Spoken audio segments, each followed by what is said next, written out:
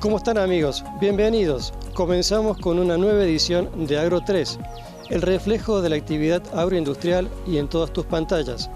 Gracias a quienes se van sumando todas las semanas y que nos escriben a nuestras redes sociales de Facebook, de Twitter o de Instagram. Y si quieren revivir las entrevistas que presentamos en el aire de Argentinísima Satelital, pueden ingresar a nuestro canal de YouTube como también a nuestro IGTV de Instagram. Comenzamos con una nueva edición de Agro 3. Gracias a que unos locos que pensaron que era posible lo que otros pensaron que era imposible, crearon APRESID. Y algunas estimaciones ya para la campaña que en este momento está en curso, la 2021. Esta sería una forma de absorber los excedentes de forraje de primavera. Robots como Oz y Dino podrían convertirse pronto en los mejores amigos de los agricultores. Hace pocas horas y bajo el lema Siempre vivo, siempre verde, concluyó uno de los congresos teóricos más importantes de Latinoamérica. Nos referimos a APRESID. ¿Cómo comenzó la siembra directa y por qué la tierra se volvió más natural y más eficiente gracias a esta técnica?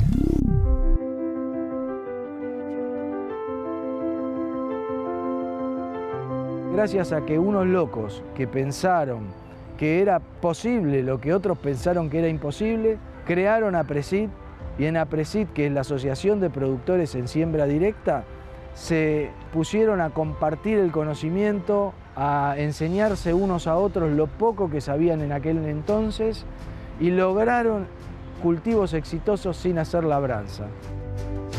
Hace 10.000 años empezó la agricultura en la humanidad. Se empezó haciendo con labranzas. Las labranzas son remover la tierra, dar la vuelta y después sembrar.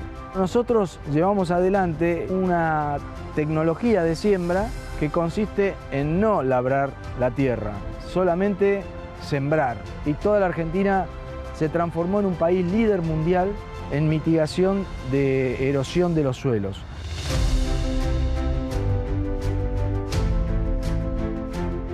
El sistema de siembra directa nació como una imitación a la naturaleza. Sembrar como la naturaleza sembraba, que se caía la semilla de un árbol y nacía. La siembra directa también era difícil, era contraintuitiva, era loca al principio. Tuvimos que cambiar las máquinas, inventar cosas nuevas. La primera sembradora, cuando la estaba fabricando, el productor que llegaba o miraba o preguntaba qué estaba haciendo, yo le decía que era una máquina para la labranza cero, que se llamaba así antes, y me decían no va a andar. Entonces se me ocurrió ponerle no va a andar a la sembradora. Después hice otra más grande, de 13 surco a 35, a esa le puse no va a andar 2. Yo creo que la siembra directa nos enseñó muchísimo, porque fue un cambio revolucionario, pero también nos enseñó que no era suficiente eso solo.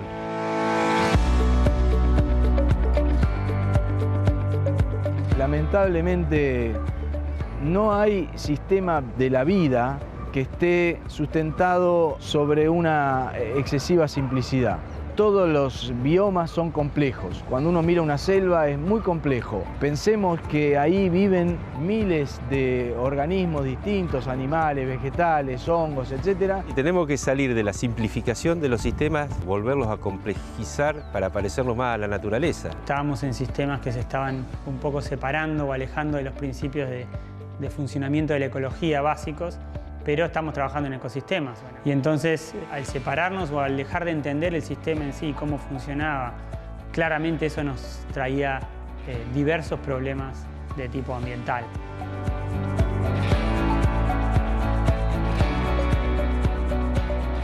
¿Hay problemas en la siembra directa? No, hay problemas en la agricultura mal hecha. Antiguamente se pensaba como una práctica habitual y se hacía con maquinaria y labrando la tierra en lo que se llama el barbecho. El barbecho es un periodo previo a la siembra del cultivo donde se mantenía libre de malezas y preparando la tierra para la sembradora.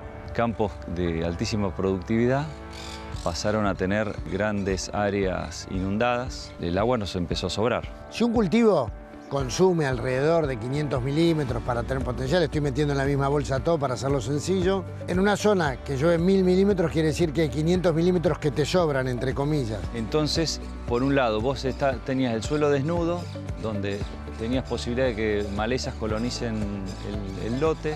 Tenías un suelo sin raíces vivas, donde los microorganismos y la fauna del suelo no tenía de qué alimentarse, entonces era todo un círculo vicioso, donde siempre ibas para abajo.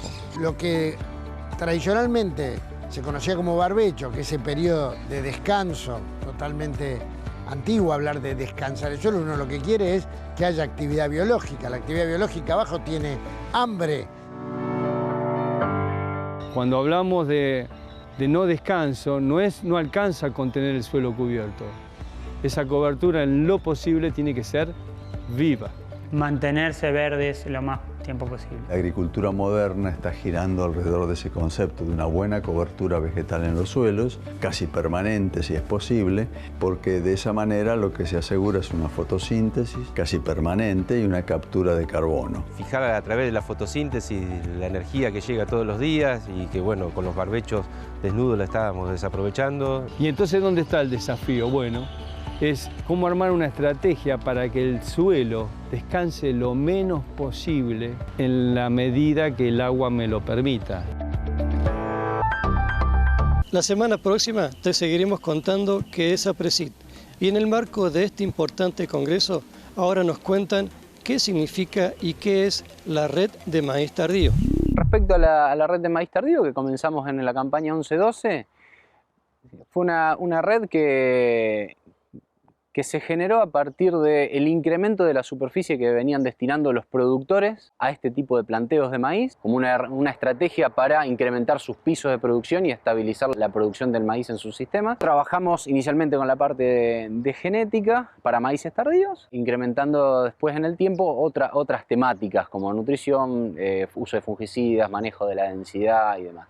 Es un cultivo muy relevante para la región, ya que la superficie destinada a maíces tardíos desde el inicio de los 2010 en adelante ha ido creciendo hasta estabilizarse en promedio entre los años entre un 40 y un 60% de la superficie destinada de maíz a maíces tardíos. Y en los últimos años nos salimos dentro de la parte experimental de ese esquema de maíces tardíos exclusivamente sobre barbecho, ya que APRESID promueve estos sistemas de más cultivos, de una agricultura más verde durante todo el año, con lo cual también estamos haciendo la experimentación sobre maíces, en realidad de fecha de siembra tardía, o sea que terminan viniendo de un cultivo de servicio o de un cultivo de trigo o de cebada o de arveja en la región, no solamente trabajando maíces sobre barbechos. La red de maíz tardío nace como una necesidad, ¿sí? Que es aportar conocimiento en términos de manejo en maíz tardío.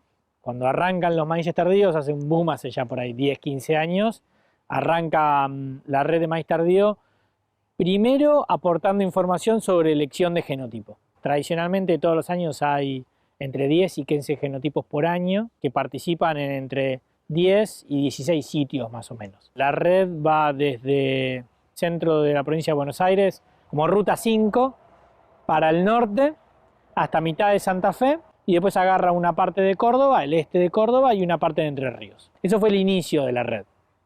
Con el tiempo se fueron agregando otras preguntas de manejo de maíz tardío y se fue agregando todo lo que sea nutrición, con lo cual se hicieron franjas de nitrógeno, el maíz tardío, y después se agregó cuestiones de uso de fungicida. O sea, la red hoy está distribuida por subzonas, ¿sí? Y en cada subzona hay por lo menos un sitio en el cual se testean todos los genotipos con fungicida y sin fungicida. En un inicio lo de elección de genotipos se le agregó fungicida, se le agregó densidad y se agregó manejo de nutrientes, nitrógeno específicamente. El concepto es generar información de utilidad al productor. Entonces lo primero fue preguntas sobre genotipo. Y en genotipo nos miramos mucho sobre todo cosas de rendimiento y humedad cosecha, que eso es un punto crucial en maíz tardío. Y después empezaron las preguntas de fungicida sí, fungicida no, lo agregamos, manejo de densidad lo agregamos y nitrógeno también lo agregamos. Las principales conclusiones es que diferencias entre genotipos comerciales en rendimiento y en humedad cosecha existen, con lo cual mirar los resultados de la red es relevante para el productor. y a su vez el comportamiento de todos los genotipos del mercado es un poco distinto, con lo cual hay que ver también en qué subzona nos ubicamos. Un ejemplo puntual de manejo, todo el tema fungicidas, es un tema que viene dando un efecto positivo en rendimiento, obviamente interaccionado con el genotipo y interaccionando con la localidad, porque hoy nos da siempre positivo como promedio de la red con todos los genotipos, incluso creo que en los últimos 3 años que hacemos fungicida, con varios sitios por año nos da algo de entre 500 y 600 kilos promedio, por eso interacciona con el genotipo y con la localidad. Algunos genotipos que tienen un efecto positivo más grande, que si tiene más respuesta, se enferman más, y hay otros genotipos y hay otros sitios que también se enferman más o tienen más preponderancia a tener efecto positivo sobre el rendimiento. En general, cuanto más al norte estás, tenés más efecto positivo, y si te acercás más al sur, ruta 5, el efecto es menor. Sin embargo, también es positivo, ¿no? Pero por ahí no es 600, 800 kilos, por ahí son 200 kilos. Pero en promedio, a través de todos los genotipos y todos los sitios, la respuesta supera ese costo de indiferencia. La red de maíz tardío de Apercid arranca hace 9 años, arrancó con una pregunta que era elección de genotipo. Hoy hemos bifurcado hacia distintas preguntas para optimizar el manejo del cultivo. Y hoy estamos con preguntas muy diversas, sea por nutrición, densidad, fungicida, incluso la red se ha dividido en subzonas porque vemos que la respuesta es distinta. La red se basa en que hoy más del 50% de la superficie de maíz en la Argentina está sembrada como tardío o como de diciembre. Y en los últimos años ese porcentaje fue aumentando hacia un cultivo que se siembra sobre un cultivo de invierno, como si fuera un maíz de segunda.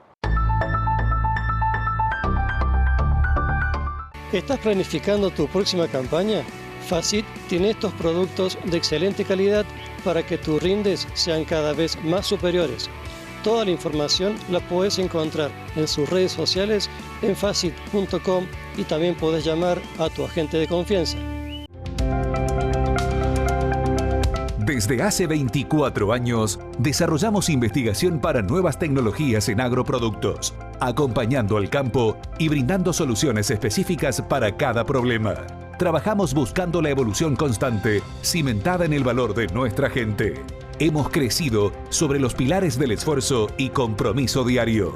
Hoy celebramos esta instancia y nos preparamos continuamente para enfrentar el futuro. Vamos por más.